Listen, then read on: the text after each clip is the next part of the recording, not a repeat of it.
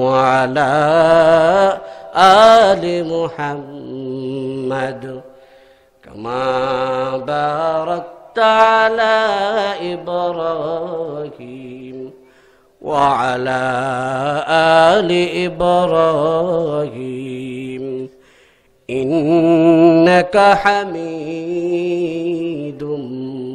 مجيد জিকির করি লা ইলাহা ইল্লাল্লাহ লা ইলাহা ইল্লাল্লাহ লা ইলাহা ইল্লাল্লাহ লা ইলাহা ইল্লাল্লাহ জোরে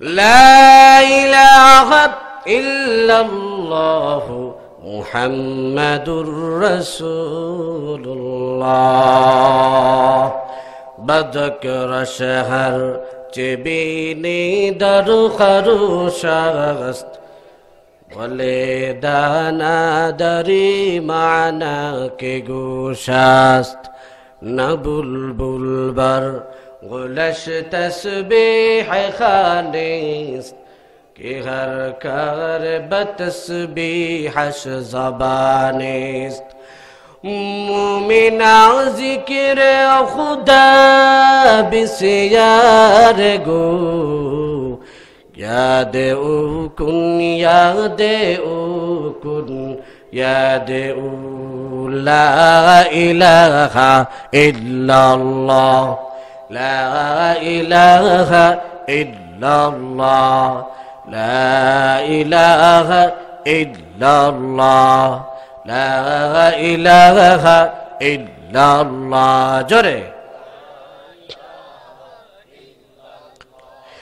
لا إله إلا الله محمد رسول الله الدنيا কেহ তোমার আপন না আপন বলতে শুধু তোমার কে জনা কে সে জন হে বল মুমিন বল না তিনি হলেন মোদের প্রভু রব্বানা লা ইলাহা ইল্লাল্লাহ لا إله إلا الله لا إله إلا الله جري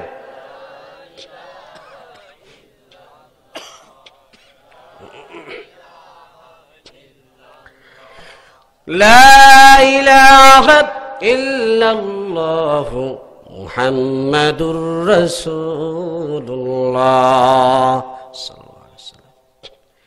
سبحانك لا علم لنا إلا ما علمتنا إنك أنت العليم الحكيم رب اشرح لي صدري ويسر لي أمري واحلل عقدة من لساني अपने शुआओं को ये पैगाम दुनिया है आज रज ने दिया सुबह कभी शाम दुनिया है अजब चीज कभी सुबह कभी शाम दुनिया में हो दुनिया का तलबगार नहीं हो दुनिया में हो दुनिया का तलबगार नहीं हो बाजार से गुजर हो खरीदार नहीं हो बाजार से गुजर हो खरीदार नहीं हो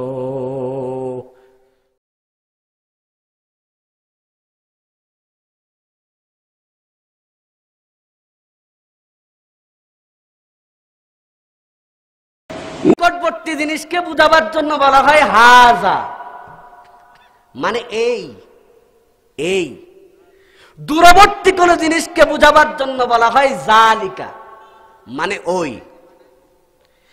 এবার আপনাকে আমি প্রশ্ন করি, আপনাদের কাছে আমার প্রশ্ন, হাজা মানে কি? জালিকা মানে? জালিকা মানে? হাজা মানে?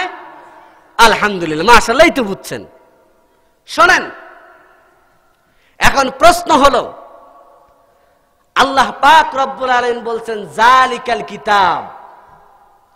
হুজুর আমরা তো জানি হাজা মানে এই আর জালিকা মানে ওই। আল্লাহ বলছেন জালিকাল কিতাব, ওইটা ওইটা এমন একটা কিতাব, কারণ জালিকা মানে কি? ওই। তাহলে জালিকাল কিতাব মানে ওটা এমন একটা গ্রন্থ, লা রাইবা ফি, যার ভিতরে কোনো সন্দেহ। জোরে বলেন। প্রশ্ন চলে আসছে, ভাইরা আমার,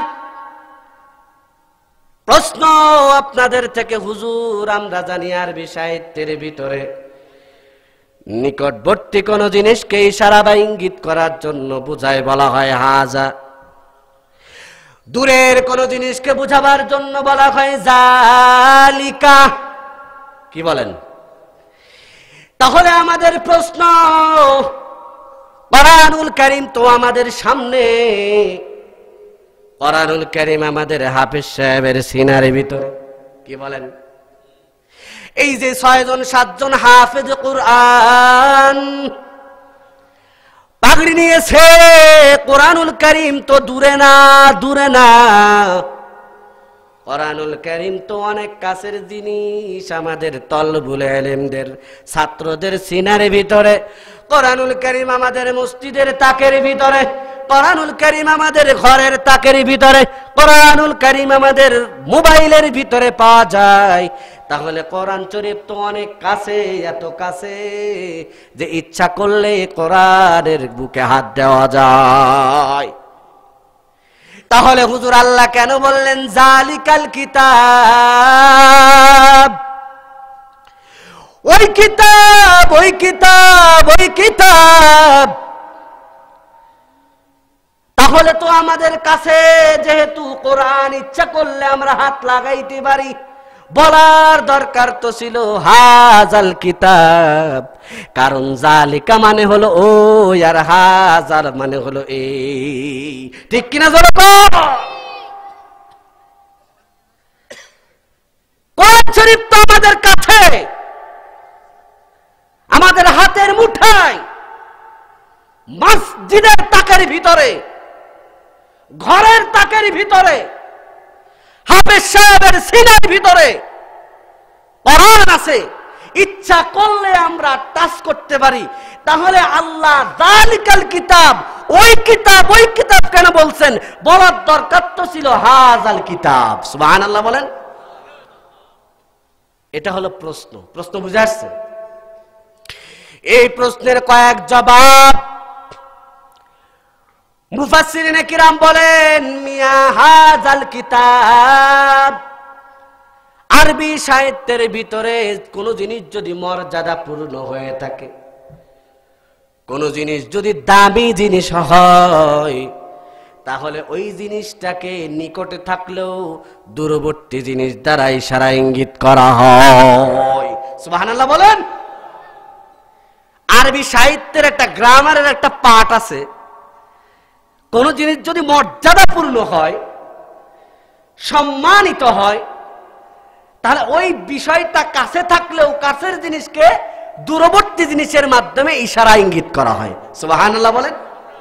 এবার আসেন, কোরআন থেকে দামি কোন জিনিস আল্লাহ দুনিয়ার বুকে আর কোনো কিছু আছে? জোরে বলেন না। কোরআন থেকে দামি জিনিস এই পৃথিবীর বুকে আর কিছুই নেই। এজন্য মুফাসসিরিনে কিরাম বলেন, মিয়া কোরআনুল কারীম বড় দাম।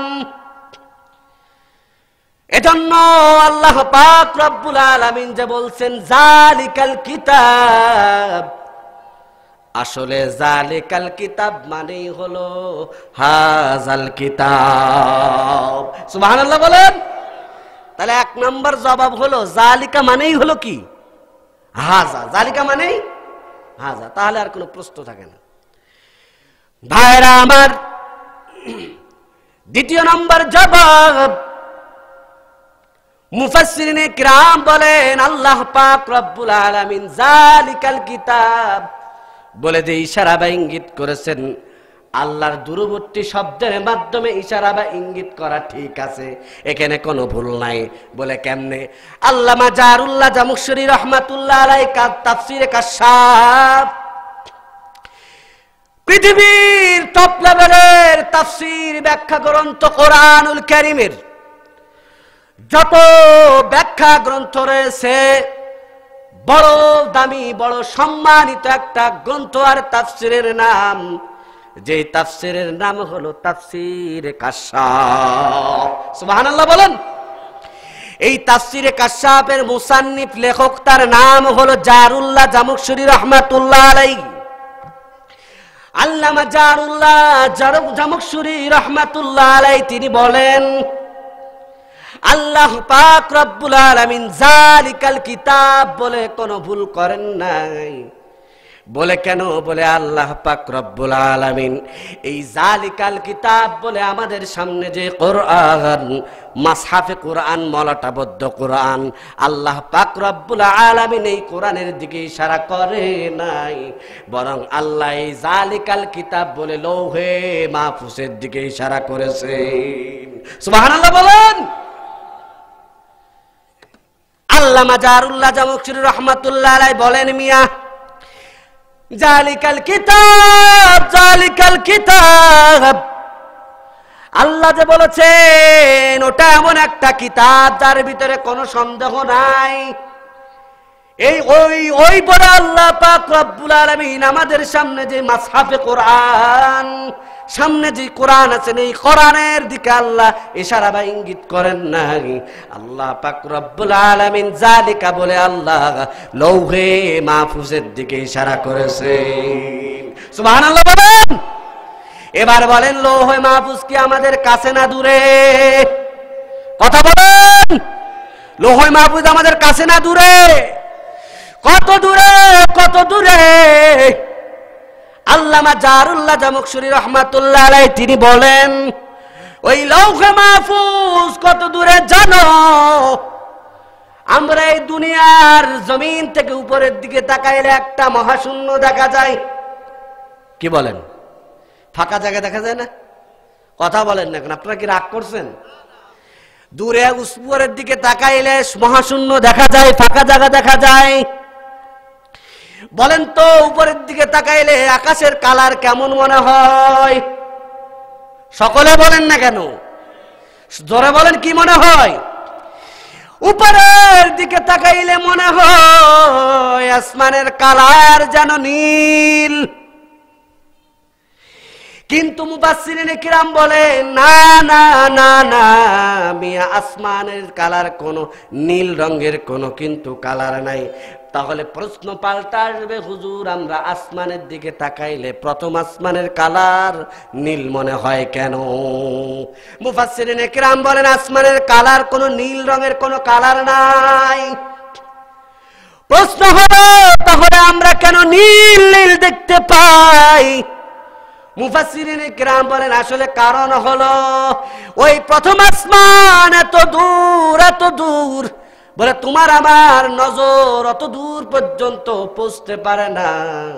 অত দূর পর্যন্ত তোমার আমার চোখের পাওয়ার যায়, শেষ হয়ে যায়, যার কারণে মনে হয় উপরের দিকে নীল নীল। সুবহানাল্লাহ বলেন। বাঙালি চালাক মুসলমান দলিল না দিলে বুঝবার চায় না, মানবার চায় না। কি বলেন? বলে হুজুর আমরা তাকাইলে দেখি নীল কালারের আসমান, আর আপনি বলতেছেন আসমানের কালার নীল বলে কোনো কালার নাই, দলিল দেওয়া লাগবে, দলিল ছাড়া কিন্তু মানব না। কি বলেন? তাহলে একটু খেয়াল করেন, মুফাসসিরিনে কিরাম বলেন কারণ কি? আসমানের কালার কোনো নীল নাই। নীল কেন মনে হয়? বলে তোমার আমার চোখের পাওয়ার অত দূর পর্যন্ত পৌঁছতে পারে না, যার কারণে চোখে উল্টা পাল্টা দেখে, চোখে দেখা যায় নীল রঙের কালারের আসমান। ভাইরা আমার, তাহলে দলিল কি? আপনাদেরকে আমি বাংলা জবাব দিয়ে যাই। ওই রৌদ্রের সময়, প্রখর রোদের সময় যদি পিচ জ্বালা রাস্তার উপরে চলেন, গাড়ির ভিতরে যখন চলেন, দেখবেন দূরে তাকাইলে মনে হয় যেন দূরে পানির থই থই খেলা করতেছে। মনে কি হয় কি হয় না? জোরে বলেন। গরমের সময় যেমন নাকি গাড়ির ভিতরে যখন চলেন, পিছাড়া রাস্তার ভিতরে যদি তাকাও, মনে হয় যেন দূরে পানি থই থই করতেছে, খেলা করতেছে। আপনার পাশে যদি একজন যদি বলে, রে ভাই এতটাই পিপাসা লেগেছে, মনে হয় যেন বুকের ছাতিটা ফেটে যায়, একটু পানি তুমি আমারে দাও। আপনি যদি বলেন যে ভাই একটু ধৈর্য ধরে, একটু সবুর করো, ওই যে পানি দেখা যায়, একটু ওয়েট করো, সামনে গিয়া তোমারে পানি দিবনি। বলেন তো এই লোকটা ওখানে যায় পানি খুঁজে পাবে? জোরে বলেন। কেন? আমি সায়েন্সের ছাত্র হিসেবে বলি, বৈজ্ঞানিকরা বলতেছেন এই যে দূরে দেখলে মনে হয় পানির থই থই খেলা, পিচ ঢালা রাস্তার উপরে, আসলে ওইটা পানি না, ওটার নাম মরিচিকা। বলে তাহলে পানি পানি কেন মনে হয়? বলে তোমার আমার চোখের পাওয়ার অত দূরে যায়, কাজ করে না, যার কারণে চোখে উল্টা পাল্টা দেখায়, মনে হয় যেন পানি থই থই করতেছে। সুবহানাল্লাহ বলেন। বাঙালি মুসলমান বলে এই পিচ ঢালা রাস্তার উপরে গরমের সময় যেমন তাকালে মনে হয় পানির থই থই খেলা, মনে হয় ঠিক তেমনি উপরের দিকে তাকাইলে তোমার আমার চোখের পাওয়ার অত দূর পর্যন্ত পৌঁছতে পারে না, যার কারণে মনে হয় আকাশের কালার নীল। সুবহানাল্লাহ বলবেন না? তাহলে আমি লৌহে মাহফুজ কত দূরে এটা বোঝাবার জন্য বলি, শোনেন।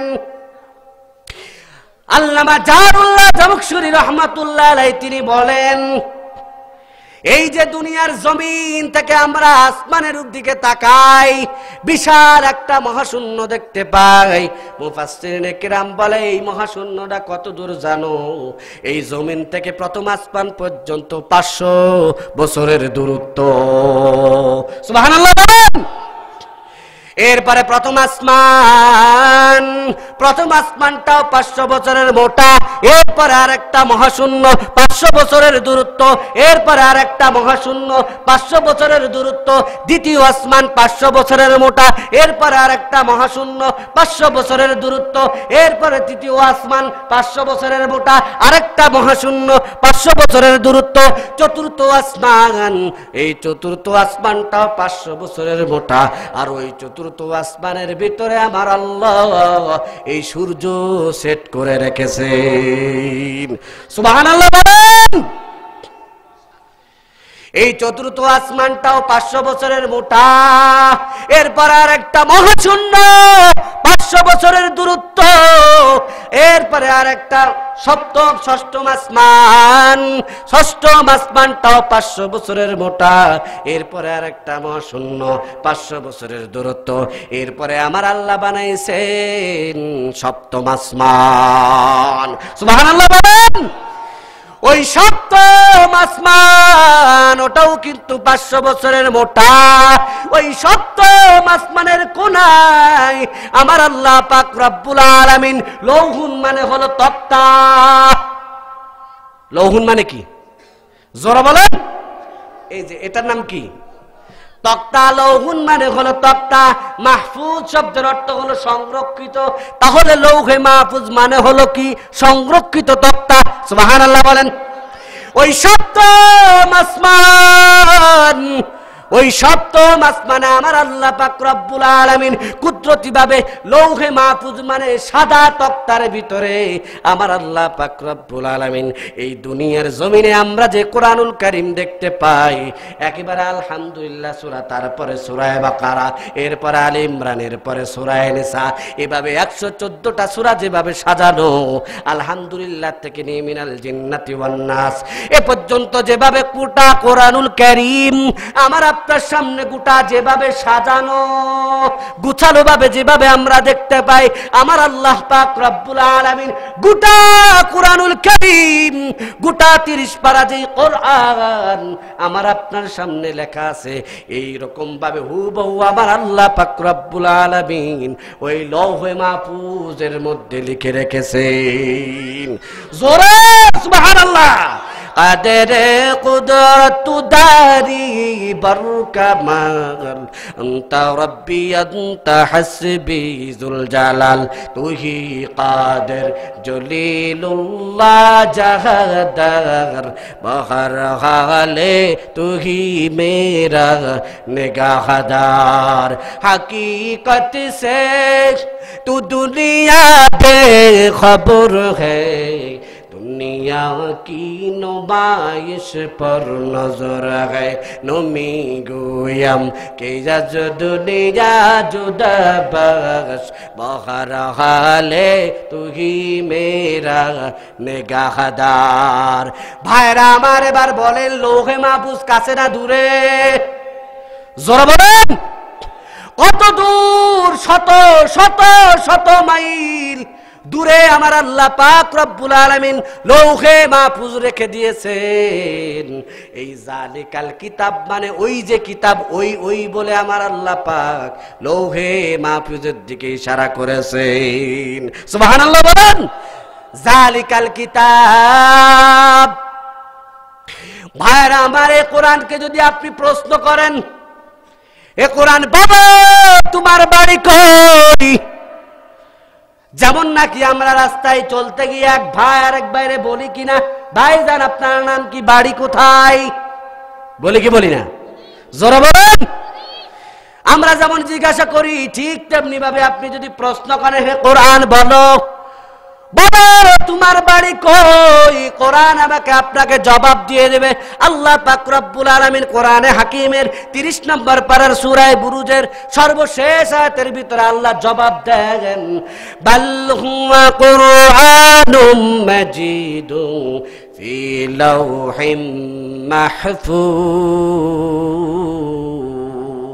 আল্লাহু আকবার। আল্লাহ পাক রব্বুল আলামিন বলেন শোনো কোরআনের বাড়ি কই, শোনো আমি এই কোরআন নাযিল করেছি লৌহে মাহফুজের ভিতর থেকে। সুবহানাল্লাহ বলেন।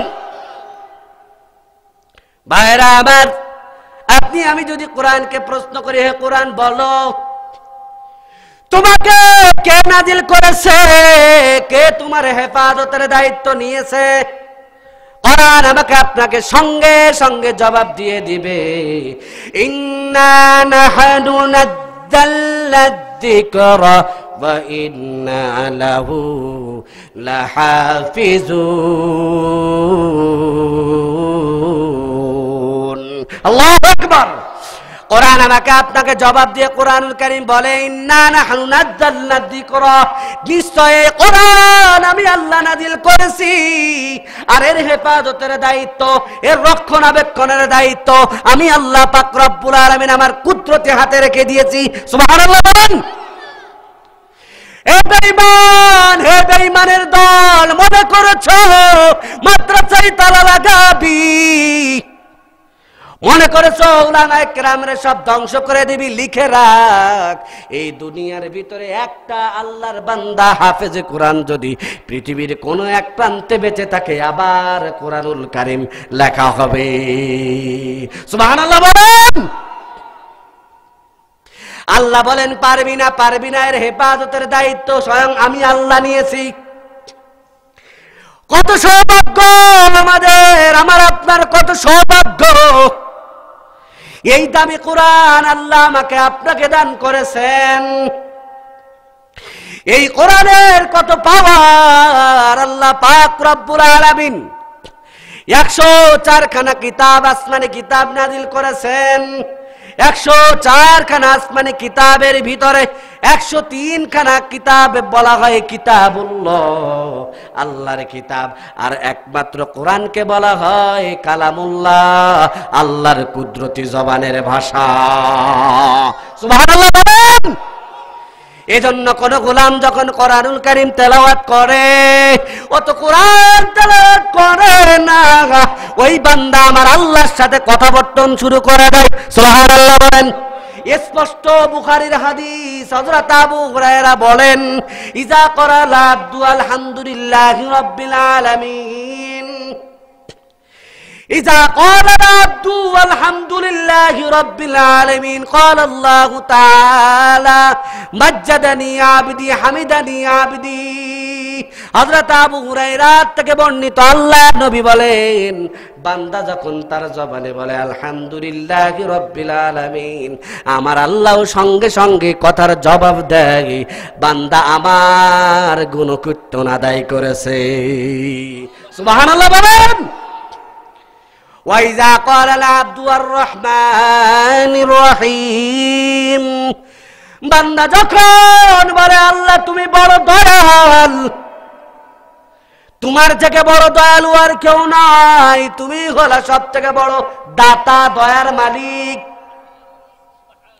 সঙ্গে সঙ্গে বান্দায় কথা বলার সঙ্গে সঙ্গে আল্লাহ পাক রব্বুল আলামিন বলেন মাজ্জাদানি আবদি, আমার বান্দা আমার বড়ত্ব বয়ান করেছে। সুবহানাল্লাহ বলেন। জালিকাল কিতাব, এই কিতাব এমন একটা কিতাব, ভাইরা আমার যারা কোরআন পড়েন নাই, কোরআন যাদের সিনার ভিতরে নাই, আল্লাহর নবী বলেন এই কোরআন এমন একটা দামি কোরআন, এমন একটা দামি কিতাব, 104 খানার ভিতরে 103 খানা হলো কিতাবুল্লাহ, আল্লাহর কিতাব। আর একমাত্র কোরআন হলো কালামুল্লাহ, আল্লাহর ভাষা। ভাইরা আমার, এজন্য এই কোরআন যেহেতু দামি আর পবিত্র, যেই গোলাম বেশি বেশি কোরআনুল কারীম তেলাওয়াত করবে, আল্লাহ পাক রব্বুল আলামিন ওই বান্দা বান্দির জবান পবিত্র বানায় দিবেন। সুবহানাল্লাহ বলেন।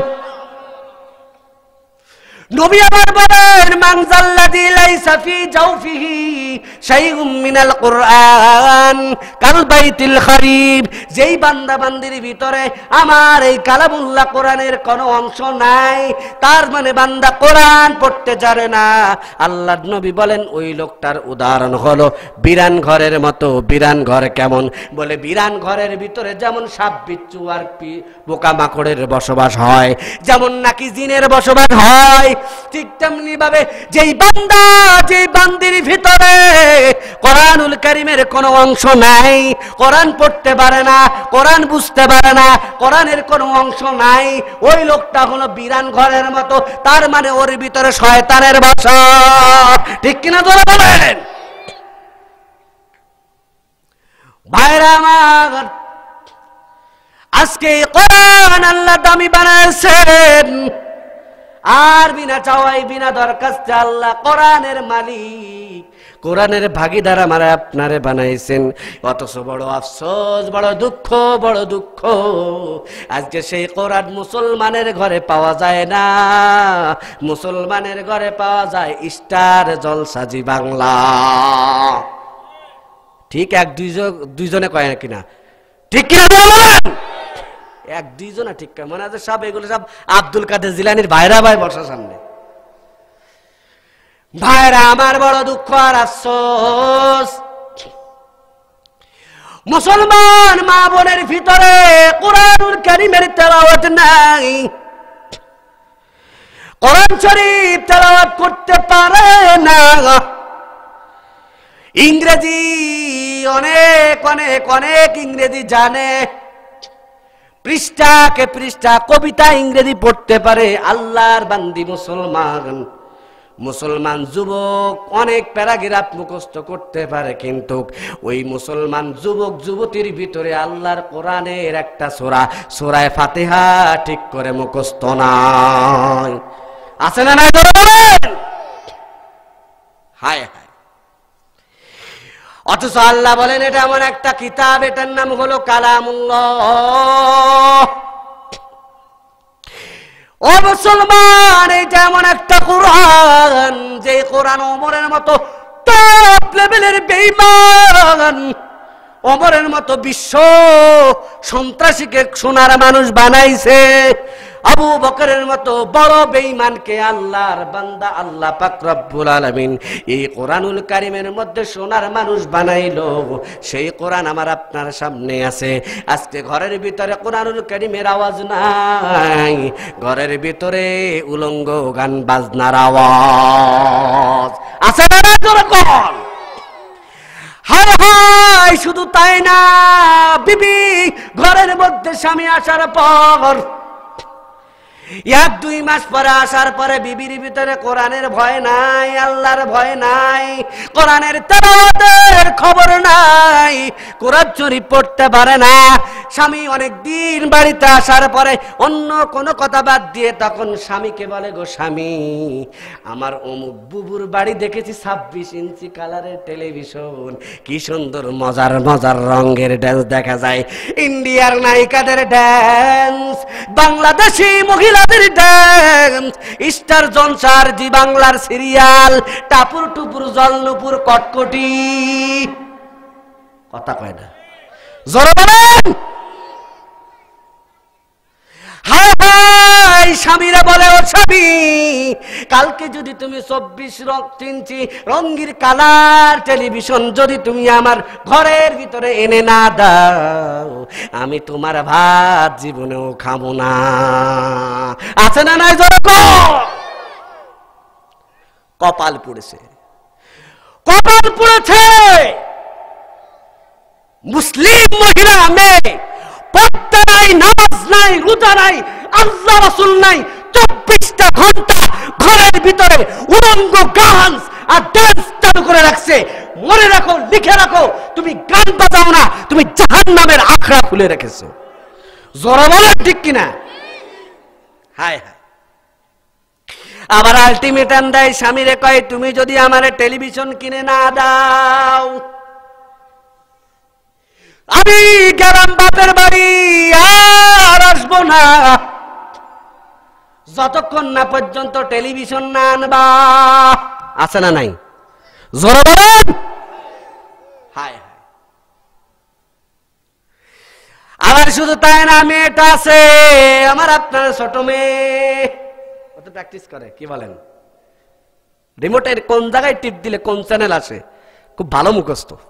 হ্যাঁ, কিন্তু আলিফ বলতে পারে না, বা বলতে পারে না, আলহামদুলিল্লাহ বলতে পারে না, বিসমিল্লাহ বলতে পারে না, আলহামদুলিল্লাহ সূরা বলতে পারে না, কুল হুয়াল্লাহ সূরা জানে না, সূরা ফাতিহা পড়তে জানে না। রিমোটের কোন জায়গায় টিপ দিলে কোন চ্যানেল দেখা যায় আমার আপনার মেয়ে সেটা ভালো জানে, আমার ছেলে ভালো জানে, আমার বড় ছেলেটা ভালো জানে, আমার বিবি ভালো জানে। কিন্তু আলহামদুলিল্লাহ কি অর্থ, কি মানে, আমার আপনার ছেলে সহ আমার বিবি বলতে পারে না। ঠিক কিনা তোরা বলেন? হায় হায়, কি জবাব দেব? না চাইতে আল্লাহ এত সুন্দর কোরআন দান করলেন,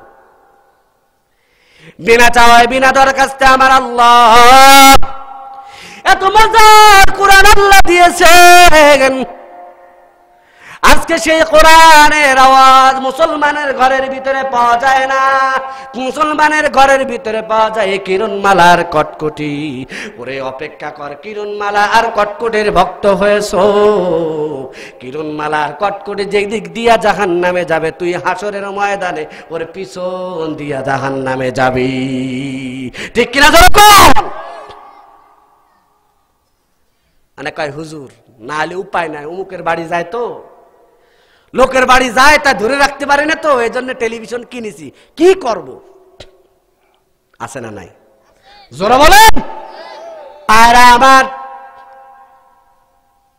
ডাক্তার মরিস বুকাইলি তার নাম, তিনি খ্রিস্টান পাদ্রী, বড় একজন নামকরা বৈজ্ঞানিক ছিল, তিনি মুসলমান হয়েছেন।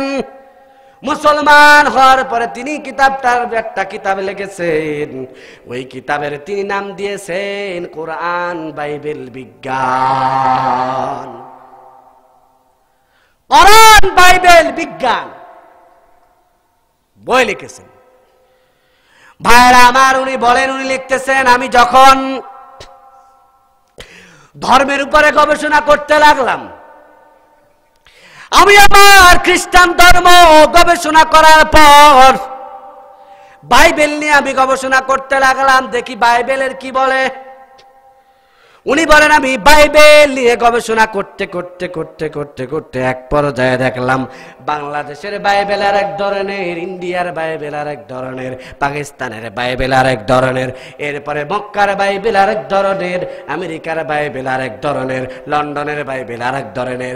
কিন্তু আমার এই অবস্থা দেখার পরে আমার মনে হলো, যেটা দেশের ভিন্নতার কারণে ধর্মগ্রন্থের মধ্যে যদি ভিন্নতা হয়, এটা কোনোদিন আসমানি গ্রন্থ হতে পারে না। ঠিক কিনা বলেন? দেশের ভিন্নতার কারণে ধর্মগ্রন্থের ভিতরে কোনো পরিবর্তন হতে পারে না। ভাষাগত পার্থক্য থাকতে পারে, কিন্তু মৌলিক কোনো পরিবর্তন হতে। উনি দেখলেন বাংলাদেশের এক ধরনের কথা কয়, ইন্ডিয়ার ডাইরেক্ট ধরনের কথা কয়, লন্ডনের ডাইরেক্ট রকমের কয়, পাকিস্তানের ডাইরেক্ট রকমের কয়, আমেরিকার ডাইরেক্ট রকমের কয়। উনি চিন্তা করলেন, যেটার দেশের ভিন্নতার কারণে যে ধর্মের গ্রন্থের ভিতরে চেঞ্জ হয়, এটা কোনোদিন আমার আসমানের মালিক আল্লাহর কিতাব হতে পারে না। সুবহানাল্লাহ বলেন। তখন উনি চিন্তা করলেন, তাহলে যেহেতু ধর্মগ্রন্থের মধ্যে দেশের ভিন্নতার কারণে বৈপরীত্য দেখা যায়, মনে হয় আমি এই অবস্থা কুরআনুল কারীমের বেলাও খুঁজে পাবো। দেখি আমি অনেক আগের কুরআনুল কারীম একটু ঘাটাঘাটি করে দেখি না কোরআনের মধ্যে কোনো ভুল খুঁজে পায় নাকি। কিন্তু আমার মালিক তো আগে জানায় দিয়েছেন, লা রাইবা ফি, এই কিতাব এমন একটা কিতাব, এর ভিতরে যারা পরিমাণের সন্দেহ নাই। সুবহানাল্লাহ বলেন।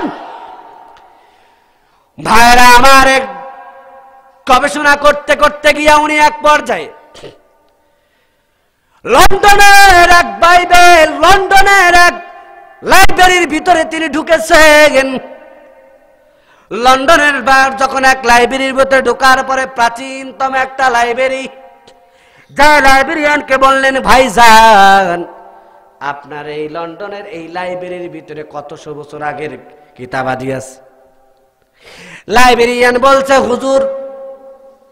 লাইব্রেরিয়ান কয়, রে ভাই, আমাদের এই লাইব্রেরির ভিতরে 100 বছর নাই, 200 বছর নাই, 300 বছর নাই, 500 বছর আগের একটু কোরআন, 500 বছরের আগের এক জিল কোরআনুল কারীম আমরা এই লাইব্রেরির ভিতরে রেখে দিয়েছি।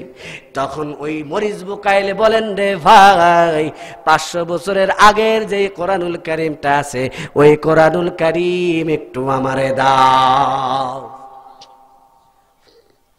ভাইরা আমার, লাইব্রেরিয়ান যখন ওই ডাক্তার মরিস বুকাইলের হাতে 600 বছর আগের যে কোরআন, এই কথা শোনার পরে তো সঙ্গে সঙ্গে ডাক্তার মরিস বুকাইলি খুব খুশি। উনি চিন্তা করলেন, সামান্য রাষ্ট্রের ভিন্নতার কারণে ধর্মগ্রন্থ একটার ভিতরে কোনো মিল নাই। বাইবেল এক এক দেশের তা এক এক রকম বলে। তাহলে উনি মনে মনে সিঙ্গাড়া খাইতেছেন। সিঙ্গাড়া কি মনে মনে সিঙ্গাড়া খাই ডাক্তার মরিস বুকাইলি। উনি চিন্তা করলেন, যেহেতু 600 বছরের আগের কোরআন, তাহলে মনে হয় আমি বর্তমান কোরআনের মধ্যে একটু বৈপরীত্য খুঁজে পাবো। তাহলে যে মুসলমানদের কোরআনের মধ্যে লেখা আছে, এটার ভিতরে কোনো সন্দেহ নাই। আমি প্রথম মানুষ হবে যে দেখায় দেব কোরআনের ভিতরে সন্দেহ আছে। নাউজুবিল্লাহ বলেন। ভাইরা আমার, এই চিন্তা চেতনা নিয়ে ডাক্তার মরিস বুকাইলি যখন লাইব্রেরিয়ানকে বলতেছে, রে ভাই দাও 600 বছর আগের যে কোরআনের জেল তোমার কাছে আছে ওই কোরআনটা আমার হাতে দাও। লাইব্রেরিয়ান যখন কোরআনুল কারীম 600 বছর আগের একটা জিল মরিস বুকাইলের হাতে যখন দিতে গেছে, সঙ্গে সঙ্গে কোরআন থেকে জবাব ইংলিশে, ডোন্ট টাচ মি। সুবহানাল্লাহ বলেন। কোরআন থেকে আওয়াজ, ডোন্ট টাচ মি, তুমি আমারে ছুবা না, স্পর্শ করবে না। যেরকম সুবহানাল্লাহ। কারণ তুমি হইলা নাপাক, তুমি নাপাক। আর আমার আল্লাহ পাক রব্বুল আলামিন কোরআনে হাকিমের সূরা ওয়াকিয়ার ভিতরে আমার আল্লাহ পাক রব্বুল আলামিন বলেন, লা ইয়ামাসসুহু ইল্লাল মুতাহহারুন। আল্লাহু আকবার। আমার আল্লাহ পাক রব্বুল আলামিন বলেন, এই কোরআন কেউ নাপাক অবস্থায় ধরতে পারবে না। কোরআনের ভিতর থেকে জবাব, ডোন্ট টাচ মি। ও ডাক্তার মরিস বুকাইলি, তুমি হইলা নাপাক, তুমি মুশরিক, তুমি নাপাক, তুমি আমারে স্পর্শ করতে পারবা না। ডাক্তার মরিস বুকাইলের মাথা পুরাটাই হ্যাং হয়ে গেছে। সুবহানাল্লাহ বলেন।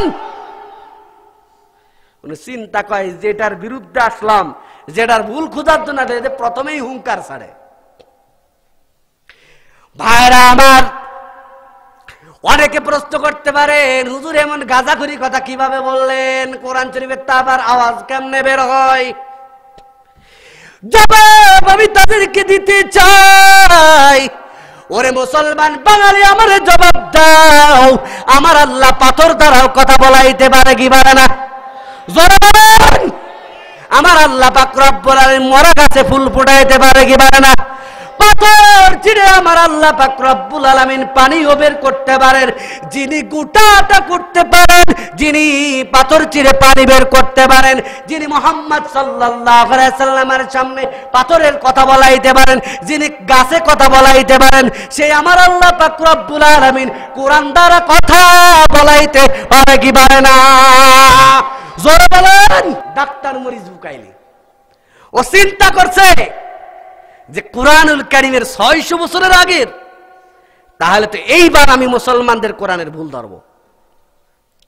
ভাইরা আমার, ডাক্তার মরিস বুকাইলি 600 বছর আগের একটা কোরআনুল কারীম যখন পবিত্র হয়ে যখন নাকি হাতের মধ্যে নিয়েছে, হাতের মধ্যে নেওয়ার সঙ্গে সঙ্গে ডাক্তার মরিস বুকাইলি বলেন, আমি আলহামদুলিল্লাহ আলিফ থেকে নিয়ে একেবারে মিনাল জিন্নাতি ওয়ান নাস পর্যন্ত আমি অক্ষরে অক্ষরে মিলাইলাম, লাইনে লাইনে মিলাইলাম, শব্দ শব্দের সাথে মিলাইলাম, অক্ষরে অক্ষরে মিলাইলাম।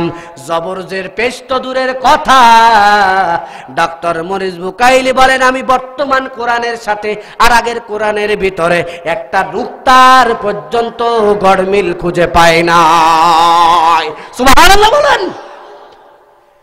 ডাক্তার মরিস বুকাইলি আর দেরি করে নাই, সঙ্গে সঙ্গে ইমাম সাহেবের কাছে চলে গেছেন। ইমাম সাহেবের কাছে যে বলেন, ও ইমাম সাহেব আর দেরি নয়, আমারে পড়ায় দেন লা ইলাহা ইল্লাল্লাহু মুহাম্মাদুর রাসূলুল্লাহ সাল্লাল্লাহু।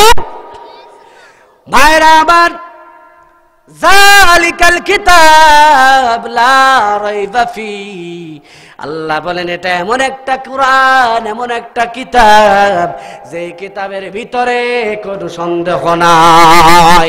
ভাইরা আবার, ডক্টর মরিস বুকাইলি চেষ্টা করেছে এই কোরআনুল কারীমের ভিতরে সন্দেহ ধরার জন্য, ভুল ধরার জন্য। ডাক্তার মরিস বুকাইলি ভুল ধরতে পারে নাই, বরং উল্টা কোরআনের আয়নায় ডাক্তার মরিস বুকাইলির মনের ভুলগুলা ধরে পড়েছে। সুবহানাল্লাহ বলেন।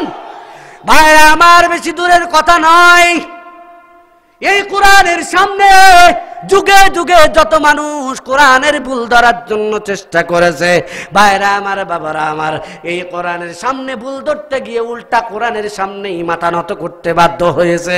এই কোরআনুল কারীমের ভুল ধরার চেষ্টা করেছে ভারতের শিবশক্তি মহারাজ। নাম শুনছেন? জোরে বলেন। এই ভারতের শিবশক্তি মহারাজ, মানুষ সাধারণত দুনিয়ার বুকে তিনটা জিনিস চায়। এক নম্বর, লোকটা চায় বড় সম্মানের অধিকারী হতে চায়, বেশি টাকার মালিক হতে চায়, বেশি শিক্ষার গরম শিক্ষার মালিক হতে চায়। তিনটা জিনিস মানুষ অহংকার করে সাধারণত, তিনটা জিনিস নিয়ে, শিক্ষার গরম, আর হলো টাকার গরম, সম্মানের গরম।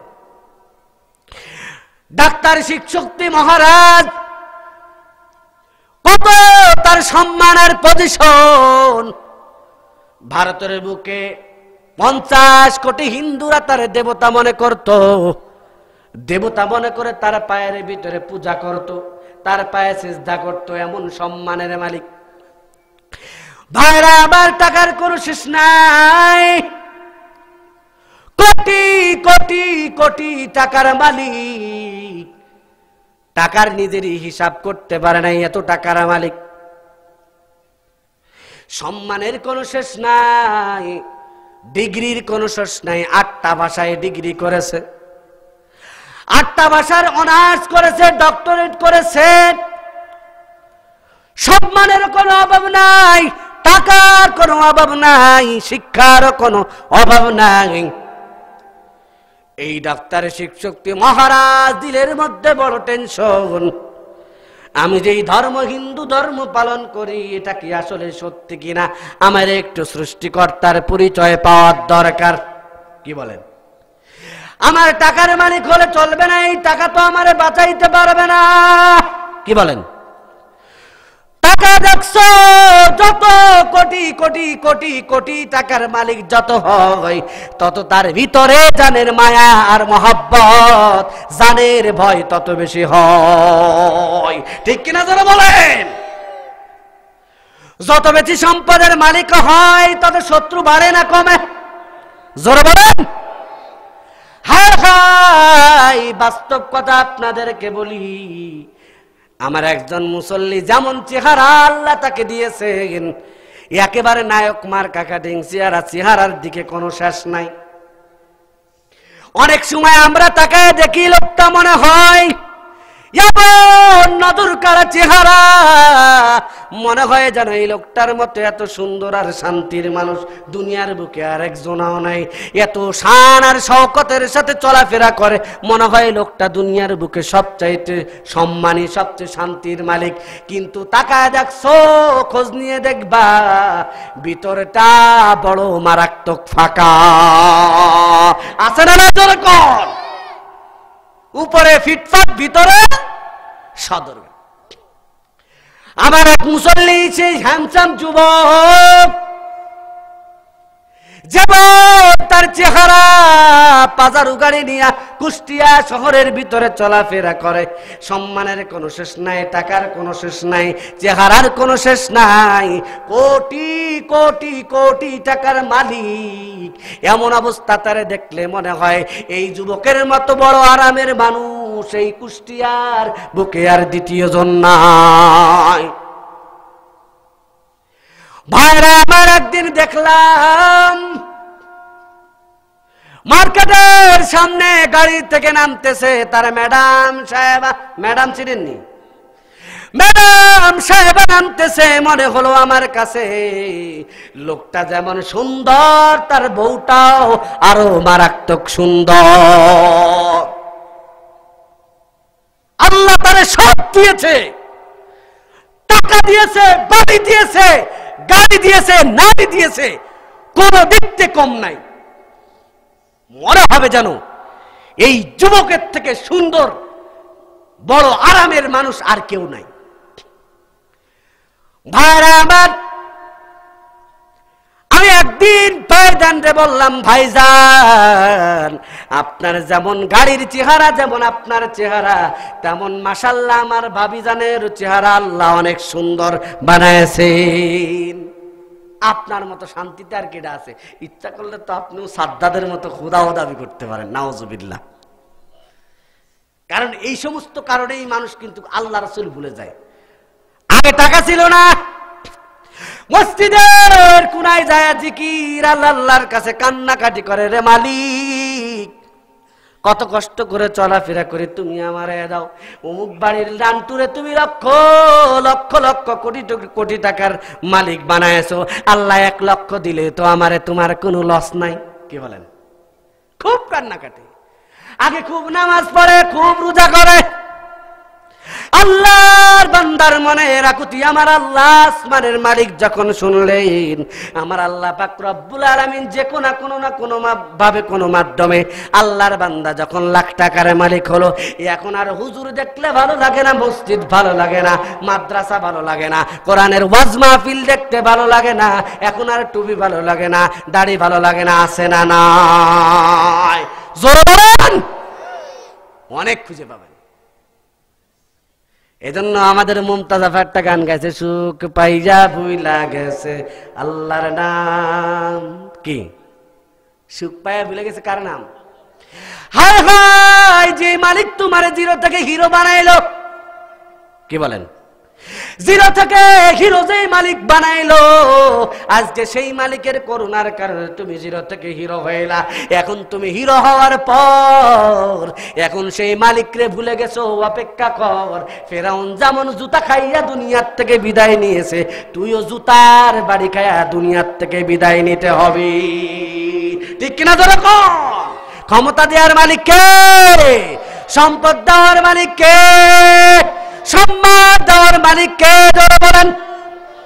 একমাত্র আমার আল্লাহ। সবকিছু দেওয়ার মালিক, ইজ্জত দেওয়ার মালিক আমার আল্লাহ, অসম্মান করার মালিক ও আমার আল্লাহ।